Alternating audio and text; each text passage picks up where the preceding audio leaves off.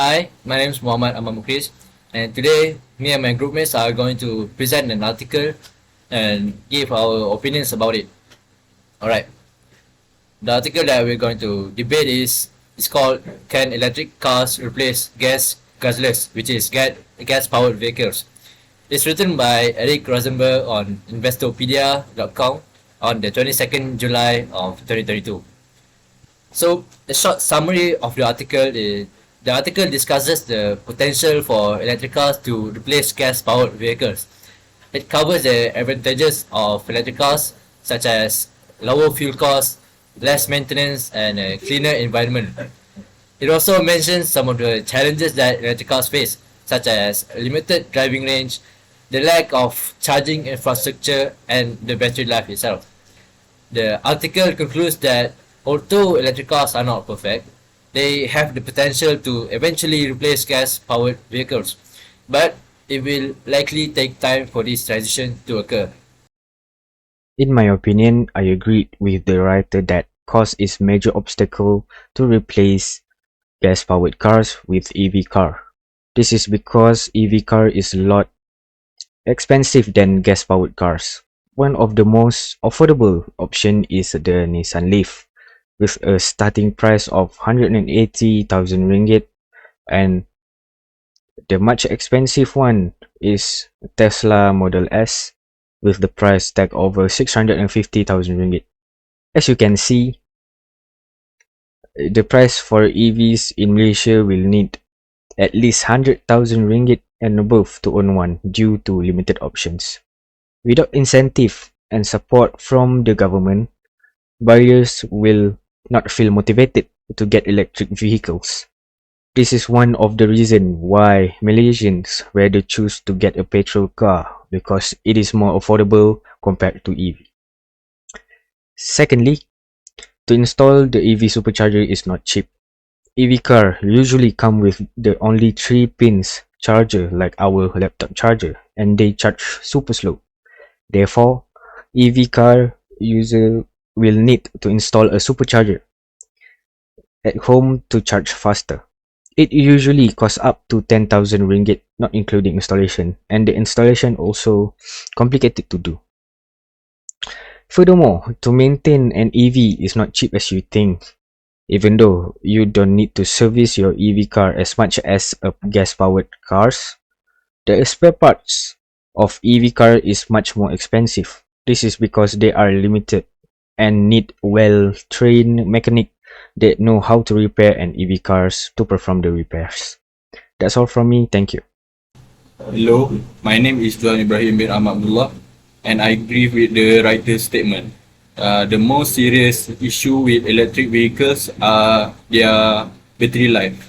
This is due to the fact that electric cars technology is still in early stages and not as advanced as engine technology in gasoline powered vehicle.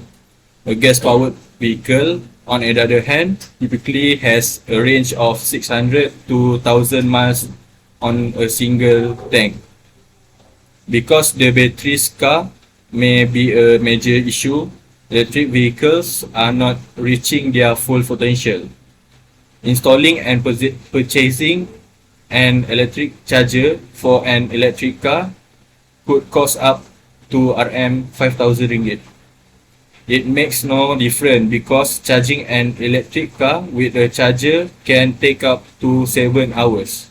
People who typically use their car to travel long distances should avoid EVs because they are inconvenient and have a limited range of distance. Charging stations are more scarce than fuel stations because they are new to the automobile industry. Due to the lack of charging infrastructure, there are fewer EV charging stations in rural areas than there are gas stations. They are the reason why I believe that battery life will be a barrier to EVs replacing gas-powered vehicle in the future. Thank you for listening. I will turn the mic over to the next person. Hi, my name is Muhammad Aqil and I don't agree with the writer's statement regarding cost being one of the main obstacles to electric vehicle replacing gas-powered cars in the future. The first reason why I believe that is because while the price of EV is significantly higher than the gas-powered vehicle, I do believe that that shouldn't be the reason why people should not opt for an electric vehicle. To make this simpler, I'll just refer to electric vehicle as EV from now on. Okay, so to begin with, I think the long-term usage of the car should play a big part in the process of choosing your desired vehicle. For example, if you think about the cost of recharging an EV over the range of 5 years perhaps, it will be significantly lower than the cost of refueling a gas-powered vehicle. With the rise of gas prices, more and more people are converting to EV vehicles to save on gas. This is true also in Malaysia, as an interview done by Fairly of Vulcan Post with EV owners in Malaysia shows that they were able to save up to RM400 per month once they switch over to EV. They were also able to save more money on service costs. For an EV, they only need to maintain the brake fluid, windscreen washer, and some standard wear and tear stuff like brake pads, batteries, and the tires. In a gas-powered vehicle, on the other hand, they will need to do an oil change every few thousand kilometers, which can cost a lot. Some EVs, like the Mini Electric, only need to be sent for maintenance once every 2 years, making it much cheaper to maintain in the long run.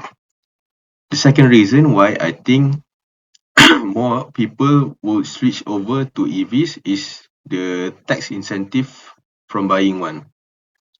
Tax breaks and credits provided by the government as part of a new policy aimed at increasing EV sales in Malaysia will mean that more people will be able to afford to buy one, thus increasing the amount of EVs being sold until eventually the sale of EVs will surpass the sale of gas-powered vehicles. To conclude my point, even though the starting price of an EV is higher than gas-powered vehicle, in the long term, an EV will eventually save you more money than if you were to buy a gas-powered vehicle. That's it for me. I will pass the mic over to the next person. Thank you. Hi, my name is Ammar, and in my opinion, I disagree with the article's conclusion that electric cars can replace gas-powered vehicles. While electric cars have come a long way in terms of technology and range, there are still many obstacles that makes it difficult for them to fully replace traditional gasoline cars. Firstly, the infrastructure for electric cars is not yet widely available, making it difficult for many people to own and use an electric car. There are still many areas where charging stations are few and far between, and charging can take a long time compared to refilling with gasoline. Secondly, the cost of electric cars is still quite high compared to traditional cars, making them less accessible to the general public. Although the cost has come down in recent years, it will take time for the prices to be more friendly for everybody. Finally, there are still concerns about the environmental impact of electric cars. While they produce less emissions than traditional vehicles, the process of manufacturing and disposing of batteries has its own environmental impact. In conclusion, while electric cars are certainly making progress and are in a step in the right direction, they are not yet ready to fully replace gas-powered vehicles. It still will take time, investment, and continued development to make electric cars a viable alternative for everybody. As costs have come down, more consumers have purchased electric vehicles than ever before, and battery technology is improving, which will make EVs more desirable for people who worry about having a 100 or 200 mile limit on their daily drives. And having more customers means that electric vehicles can become even more affordable. As electric vehicle manufacturers climb up the learning curve and take advantage of economies of scale, electric powered vehicles are becoming more practical than ever. So the bottom line of this article, the electric vehicles have already replaced gasolines for a growing number of people, and as technology improves, they will become more popular. As gas prices rise, electric vehicles continue to look more attractive.